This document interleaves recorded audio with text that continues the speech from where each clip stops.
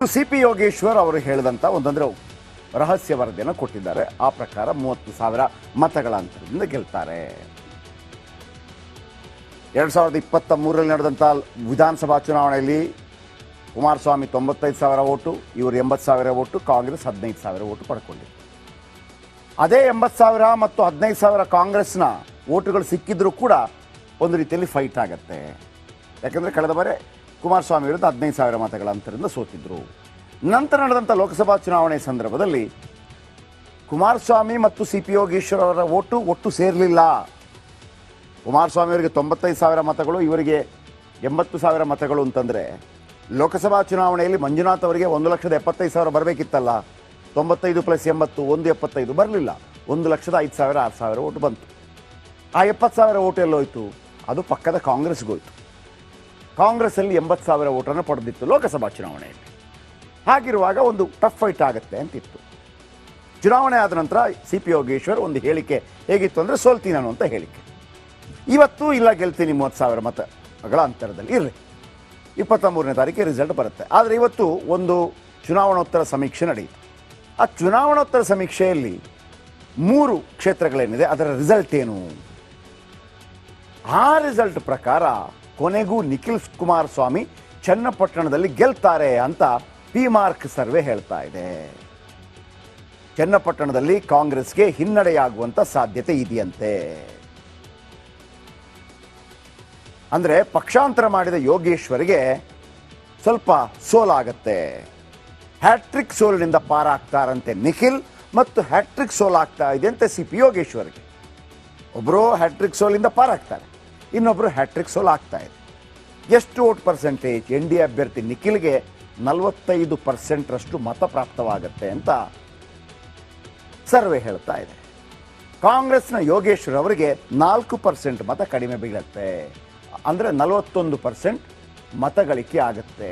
45 ಅವರು 45, ಇವರು 44. ಇತರರು ಶೇಕಡ 4ರಿಂದ 14% ಮತಗಳಿಕೆ ಸಾಧ್ಯ. ನೋಡಿ, ಈ ಇತರರು ಅನ್ನೋದಿದೆಯಲ್ಲ, ಅದು ನೋಡಿ ಈಗ ಶೇಕಡ 14% ಇದೆ ಇತರರು. ಆ ಇತರರಲ್ಲಿ 4% ಈ ಕಡೆ ಬಂದರೆ ಏನು ಬೇಕಿದ್ರೂ ಆಗ್ಬೋದು. ಹಾಗಾಗಿ ಇದು ಚುನಾವಣೋತ್ತರ ಸಮೀಕ್ಷೆ, ಇದು ಫೈನಲ್ ಅಲ್ಲ. ಚುನಾವಣೆ ವೋಟ್ ಹಾಕಿ ಹೊರ ಬಂದಿರ್ತಾರಲ್ಲ ಮತಗಟ್ಟೆಯಲ್ಲಿ, ಆಗ ಕೇಳಿರ್ತಾರೆ ಯಾರು ಗೆಲ್ತಾರೆ ಅಂತ. ಬೇರೆ ಬೇರೆ ರೀತಿಯಲ್ಲಿ ಸಮೀಕ್ಷೆಗಳಿದೆ, ಅದರ ಬಗ್ಗೆ ಕೇಳಿದಾಗ ಮಾಹಿತಿ ಬಂದದ್ದು. ಸೊ ಹಾಗಾಗಿ ಸಮೀಕ್ಷೆ ಪ್ರಕಾರ ಇಲ್ಲಿ ನಿಖಿಲ್ ಗೆಲ್ತಾರೆ. ಆದರೆ ಇವತ್ತು ಒಂದು ರಹಸ್ಯ ರಿಪೋರ್ಟ್ ಏನು ಕೊಟ್ಟಿದ್ದಾರೆ ಸಿಪಿ ಯೋಗೇಶ್ವರ್ ಮುಖ್ಯಮಂತ್ರಿಗಳಿಗೆ, ಅದರ ಪ್ರಕಾರ ಅವರ ನಿಲುವು ಪ್ರಕಾರ ಅವರು ಗೆಲ್ತಾರೆ. 23ನೇ ತಾರೀಕು ರಿಸಲ್ಟ್ ಬರುತ್ತೆ. ಇದು ಸಿಪಿ ಯೋಗೇಶ್ವರ್ ಅವರು ಹೇಳಿದಂಥ ಒಂದಂದ್ರೆ ರಹಸ್ಯ ವರದಿಯನ್ನು ಕೊಟ್ಟಿದ್ದಾರೆ. ಆ ಪ್ರಕಾರ 30,000 ಮತಗಳ ಅಂತರದಿಂದ ಗೆಲ್ತಾರೆ. 2023ರಲ್ಲಿ ನಡೆದಂಥ ವಿಧಾನಸಭಾ ಚುನಾವಣೆಯಲ್ಲಿ ಕುಮಾರಸ್ವಾಮಿ 95,000 ಓಟು, ಇವರು 80,000 ಓಟು, ಕಾಂಗ್ರೆಸ್ 15,000 ಓಟು ಪಡ್ಕೊಂಡಿದೆ.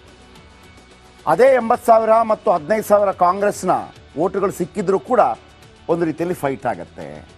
ಯಾಕಂದರೆ ಕಳೆದ ಬಾರಿ ಕುಮಾರಸ್ವಾಮಿ ವಿರುದ್ಧ 15,000 ಮತಗಳ ಅಂತರದಿಂದ ಸೋತಿದ್ರು. ನಂತರ ನಡೆದಂಥ ಲೋಕಸಭಾ ಚುನಾವಣೆ ಸಂದರ್ಭದಲ್ಲಿ ಕುಮಾರಸ್ವಾಮಿ ಮತ್ತು ಸಿಪಿ ಯೋಗೇಶ್ವರ್ ಅವರ ಒಟ್ಟು ಸೇರಲಿಲ್ಲ. ಕುಮಾರಸ್ವಾಮಿ ಅವರಿಗೆ 95,000 ಮತಗಳು, ಇವರಿಗೆ 80,000 ಮತಗಳು ಅಂತಂದರೆ ಲೋಕಸಭಾ ಚುನಾವಣೆಯಲ್ಲಿ ಮಂಜುನಾಥ್ ಅವರಿಗೆ 1,75,000 ಬರಬೇಕಿತ್ತಲ್ಲ. 95 + 80 175 ಬರಲಿಲ್ಲ. 1,05,000 6,000 ಓಟು ಬಂತು. ಆ 70,000 ಓಟು ಎಲ್ಲೋಯ್ತು? ಅದು ಪಕ್ಕದ ಕಾಂಗ್ರೆಸ್ಗೋಯ್ತು.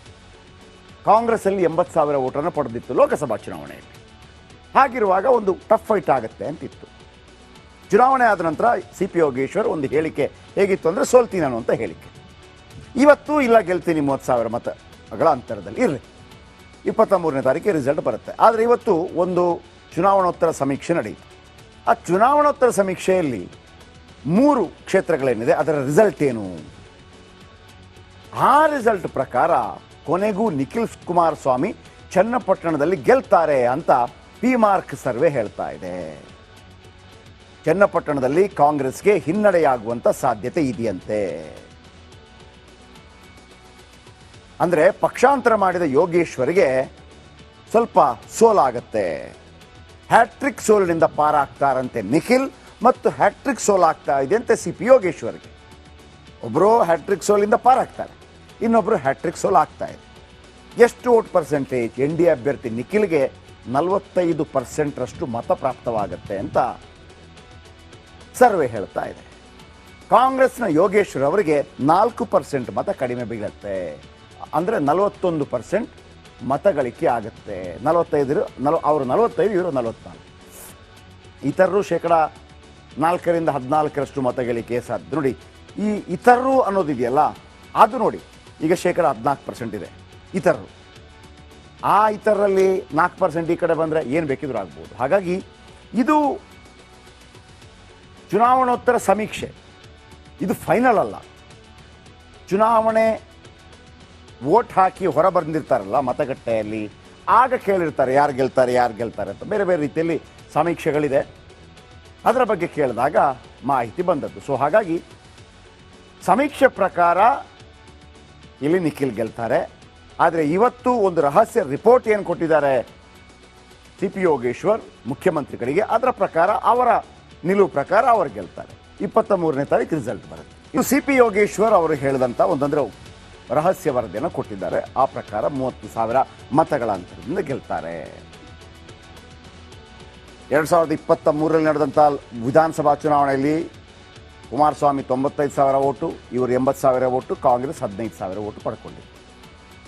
ಅದೇ 80,000 ಮತ್ತು 15,000 ಕಾಂಗ್ರೆಸ್ನ ಓಟುಗಳು ಸಿಕ್ಕಿದ್ರೂ ಕೂಡ ಒಂದು ರೀತಿಯಲ್ಲಿ ಫೈಟ್ ಆಗುತ್ತೆ.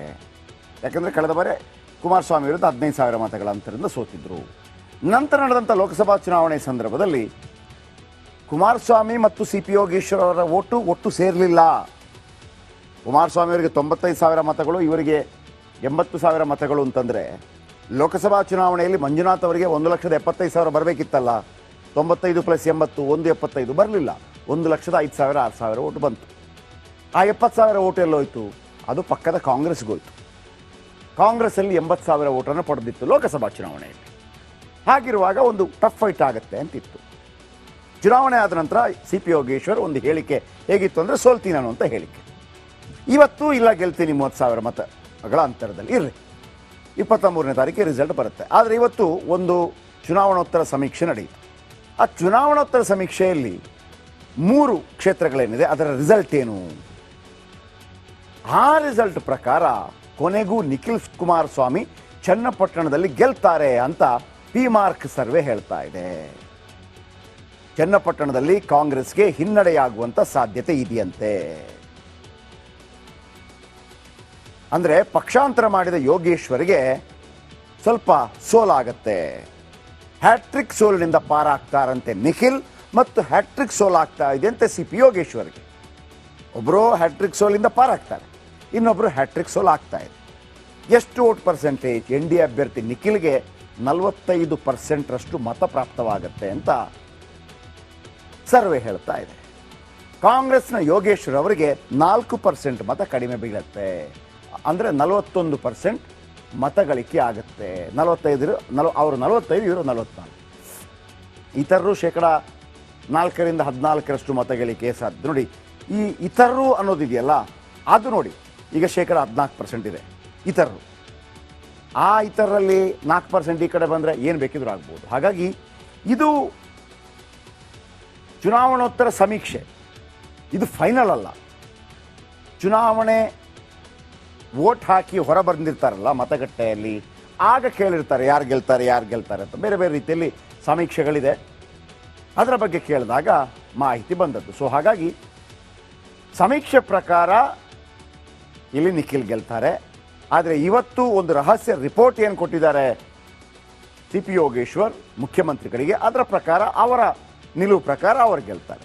23ನೇ ತಾರೀಕು ರಿಸಲ್ಟ್ ಬರುತ್ತೆ.